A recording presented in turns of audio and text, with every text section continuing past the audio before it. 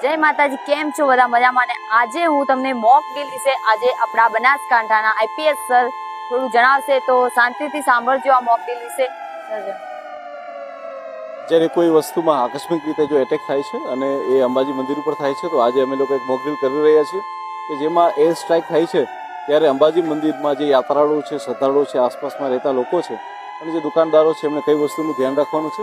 અમે અહીંયા 4-5 જેટલા મોડ્યુલ કરાવી રહ્યા છીએ કે જેની અંદર સાયરન વાગે છે ત્યારે લોકો કેવી રીતના ઝૂકી અને જે સેફ હાઉસ અમે લોકો બનાવેલું છે ત્યાં જવાનું છે. તે સિવાય આગ લાગે છે કે બીજી કોઈ ઘટનાઓ બને છે કે કોઈ સ્લેબ પડી જાય છે, એ વખતે તમામ નાગરિકોએ શું કરવાનું છે, જેટલી અમારી એજન્સીઓ છે એ લોકો કઈ રીતના વર્ક કરશે આ તમે લોકોએ જોયું છે. અહીંયા એની એક મોક ડ્રીલ બી ચાલી છે. એ સિવાય જો કોઈ સેલ અહીંયા પડેલો છે તો એમાં પોલીસ તરીકે અમે લોકો શું અમે કરીશું એ વસ્તુ અંગેની મોક ડ્રીલ પણ છે. આ રીતે અનેક વસ્તુની મોક ડ્રીલ જે છે આજે અંબાજી ખાતે થનાર છે. આ સમય જે અમે નક્કી કર્યો છે 4 થી 7:30નો સમય નક્કી